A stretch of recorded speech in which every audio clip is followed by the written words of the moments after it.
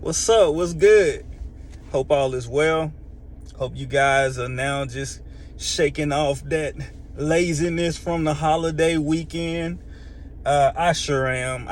It wasn't even laziness. It was a really good time. I had an amazing time. I went over to Atlanta and ran the world's largest 10K with about 10 of my friends. We had arranged a trip to go over and hang out in Atlanta. We cycled this past weekend. We did over 30 some miles on the bike.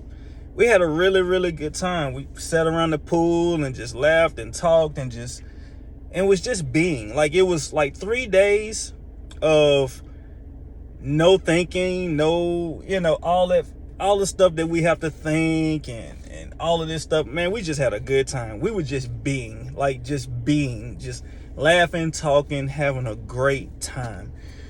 So while we were having this great time, we had decided to try to buy some tickets for the soccer match that they were having over at the Mercedes-Benz Stadium, the FIFA, I think it's the FIFA Cup. I don't know much about soccer, but my friends do, and they were pretty excited about going to the game.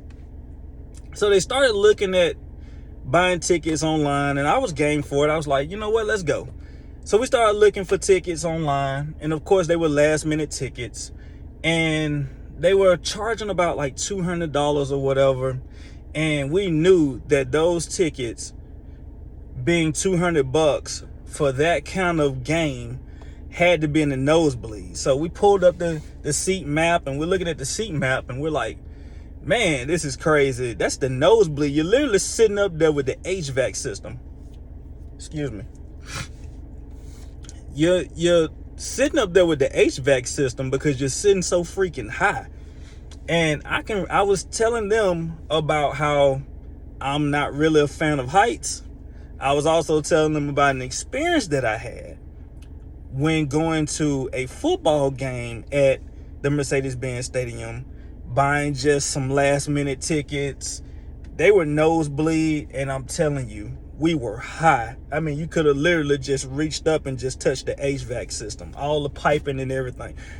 I mean, all of the piping and all of this stuff. And I'm telling them like that. I'm like, man, I don't want that experience again. They was like, well, we don't even want that experience. I was like, guys, I'm telling you, you're sitting so high that you spend the majority of your time looking at the Jumbotron, because down below with the natural eye, they look like little ants because you're so far up. And I told them, I said, man, it is literally possible to be in the stadium, but not at the game. And they was like, whoa, oh, say that again, Kenny. I said, guys, it is possible to be in the stadium, but not at the game. That was a mic drop moment. But you know what? When I dropped that mic, I literally thought about you guys, and I thought about being in a relationship with a narcissist. It is entirely possible to be at the stadium, inside the stadium, but not at the game. What I mean by that, if you're like me, and of course we got videos out, I mean, you got channel upon channel of people that were literally at the stadium and at the game, involved in the game, but they were connected to people that bought tickets for the game, sat down, but were literally not at the game. You get what I'm saying? You were in 100%, just like myself, in 100%. The narcissist was not in like you were in. You were all in. You sold out to everything. You sold out to family. You sold out to, majority of us sold out to our purpose. We sold out to, man, our own growth and development. We sold out for everything. Meanwhile, the narcissist, which appeared to be at the stadium and in the game, was not in the game. They were not in the game with us. They were playing their own game. And which involved us, using us like little puppets. Just stringing us along. Man, I didn't go into it with them because they don't really know my story for real. Because I'm not really trying to run them off, because the moment I start dropping experiences, situations, terminology, all this kind of stuff, man, these people gonna book it because it's too heavy for the mind. It's just too heavy. Unless you've been in a toxic relationship, you do not understand. But it is definitely possible to be at the stadium but not in the game. And the narcissist showed us 100%. We were dressed to impress. We showed up. We got our cleats on, our shoulder pads on. We're doing warm-ups. We're doing all of this stuff. Meanwhile, the narcissist, which appeared to be on our team, is hoping that we lose. Wow. Meanwhile, we out there running drills.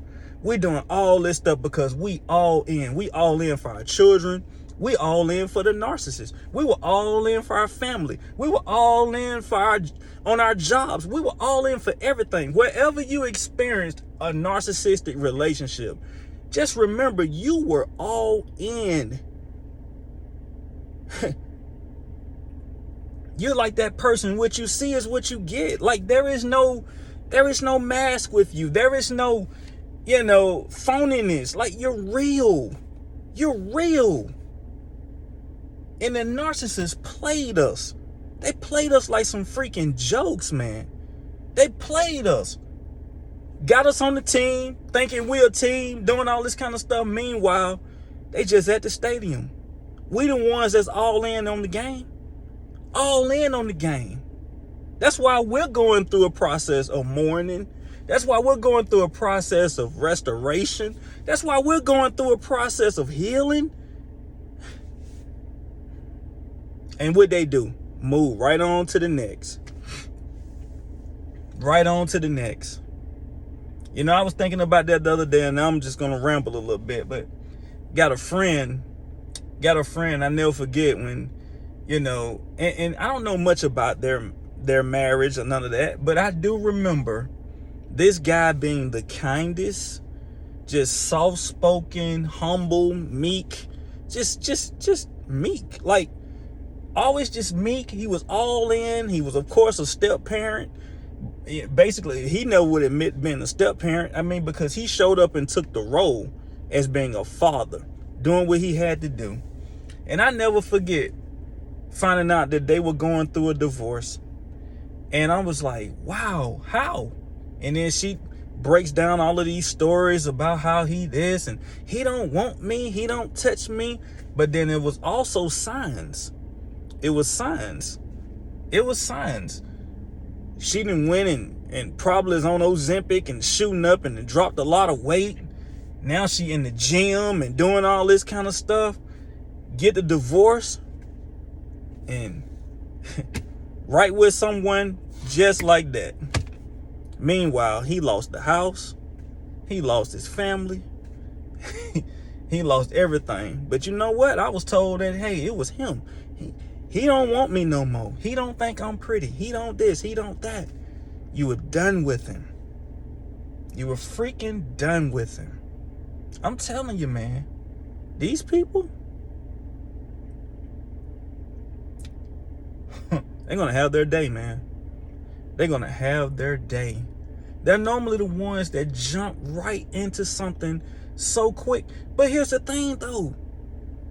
They probably was already in it. And we're finding out that these people live 3, 4, 5, 6, 7 lives, man.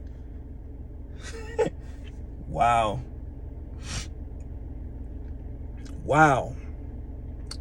Man, I just wanted to get on here and just share that, because I'm like, it was crazy.